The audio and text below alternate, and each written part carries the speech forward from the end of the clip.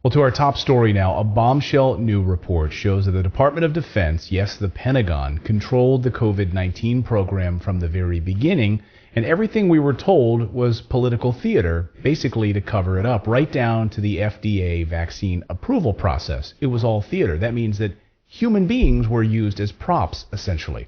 According to newly obtained documents, the Pentagon used a combination of shady approval authorizations that are still in use, including the PrEP Act, the Emergency Use Authorization, and other transaction authority, the OTA, all of which shielded big pharma agencies, medical participants that delivered unregulated vaccines from any liability and protected them, basically. We've gone through a lot of these documents and just showed how they are not on the hook for any of this liability. These new documents were obtained by a former executive of a pharmaceutical contract research organization. That person is Sasha Latypova, and Sasha joins us now to tell us what she's uncovered. Thank you so much for coming on the show, Sasha. Well, thank you very much. Thank you for inviting me. Absolutely. This is intense. I mean, when you first uncovered these documents, did your jaw just hit the floor, or did you know that this is what you were going to find based on the breadcrumbs you were already uncovering? Well, I was really shocked. I was working on this for quite some time. My first finding was that these products were not good manufacturing practice compliant. And that I found right away when they started being rolled out due to extreme variability of adverse events and deaths that were reported per each lot of the so-called vaccine. So that was very shocking to me as a pharmaceutical professional, because we know how high quality pharmaceuticals typically must be manufactured. You know, they have to be very, very consistent. There should be practically no variation lot to lot in terms of toxicities or any other performance characteristics. And these products were varying about 1,000 times lot to lot. So that was extremely concerning, and I didn't realize why that was happening, but I just knew that they were not good manufacturing practice compliant. I later confirmed that through regulatory documents, and then the final piece of the puzzle was when I was able to see all these contracts from the DoD. They were released based on Freedom of Information requests and also Securities and Exchange Commission disclosures. And when I saw those contracts, there were around 400 that are now available for all COVID, so-called COVID countermeasures, including vaccines.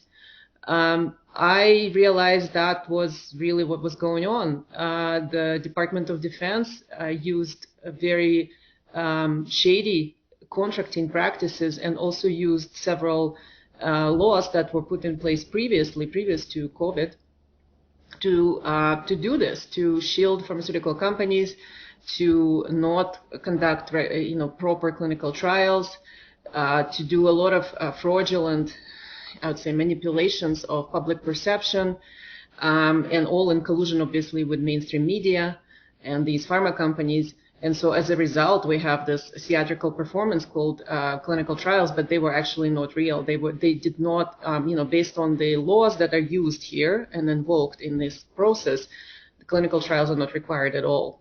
And in fact, they cannot be conducted. I mean, that's there's many really troubling parts of the story. We'll unpack a few of them, but that one stands out to me perhaps at the top of the list, is the theatrics that were put in place for these trials. So there were human beings in many ways being used as props to paint the veneer that they were somehow going through deep trials to make sure that we were all safe with these vaccines. And you have, I know there was, for instance, a 13-year-old girl. They, in fact, had an ad. The Vaccine Safety Council had put out an ad that was going to run during the Super Bowl. Then it was yanked by Comcast. They wouldn't allow it to air, which shows a perfectly healthy 13-year-old girl who went through this particular trial and then ended up having all sorts of adverse events. So these people were used as props, essentially, right? Yes, exactly. And so the clinical trial subjects were deceived.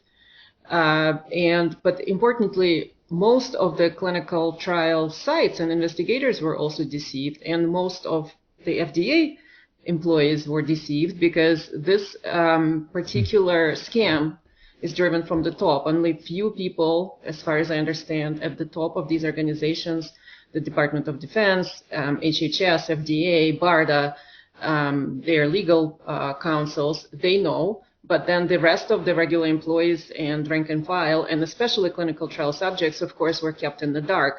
And in fact, under Obama administration Cures Act, amended, I believe, the informed consent requirements, such that subjects don't have to be necessarily informed of what's going on if it's deemed not in their best interest. The laws that they're invoking to run this program do not require informed consent and also do not require the clinical trials.